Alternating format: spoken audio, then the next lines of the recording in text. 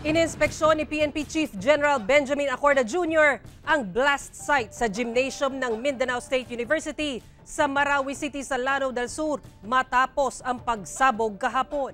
Alamin natin ang update ng balitang yan mula kay James Pauloyap ng GMA Regional TV 1 Mindanao live mula sa Marawi City. James?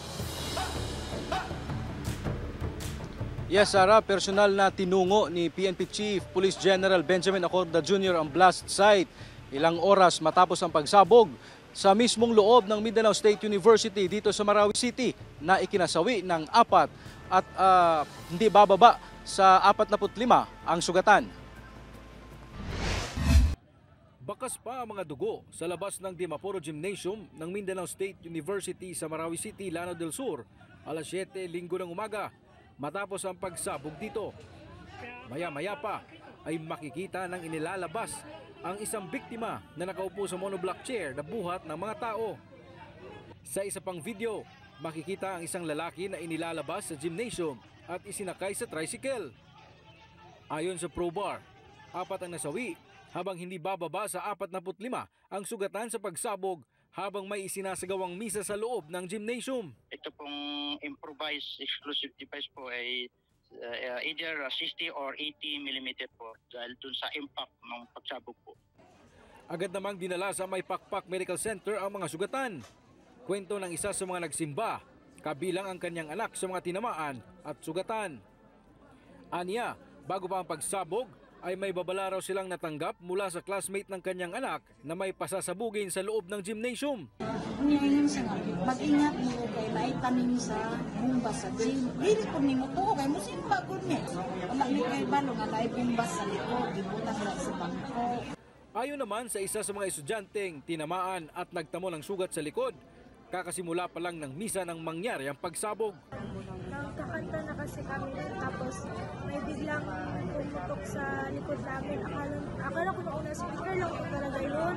Tapos biglang nagtakbuhan na yung iba. Ako, yung kasama ko, medyo nadapa pa kami. Mariin namang kinundi na ng MSU ang nangyaring pagsabog. Kaya't pansamantalang sinuspinde ng universidad ang klase upang bigyang daan ang investigasyon. Kinundi na maging ng provincial government ng Lanao del Sur ang pangyayari. Personal naman na tinungo ni PNP Chief General Benjamin Acorda Jr. ang blast site ilang oras matapos ang insidente ng pagpapasabog sa lugar, kung saan kinumpirma din niya na isang improvised explosive device ang ginamit sa pagpapasabog. Matapos ito ay nakipagpulong siya sa mga opisyal ng Mindanao State University, kabilang ang mga opisyal ng lokal na pamahalaan ng Lanao del Sur at Marawi City. Aniya, isa sa mga tinututukang anggulo ng pagpapasabog ay ang posibleng paghihigante ng grupong Dawla Islamiyah dahil sa sunod-sunod na operasyon ng gobyerno na ikinasawi ng kanilang mga miyembro. Possibly, one of the angle na tinitingnan natin is possible retaliation, and may mga personalities na tinitingnan din natin, and ito ay sinusundan. But as of now, we'll keep it to the investigators muna.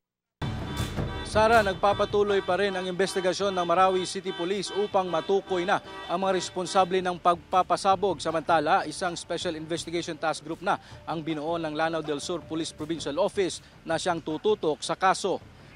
Inaasahan din ang pagdating ni AFP Chief of Staff General Romeo Browner Jr. dito sa Marawi City para sa isang security conference na gagawin. Sara? Okay, maraming salamat at mag-iingat kayo dyan. James Pauloyap ng GMA Regional TV 1 Mindanao.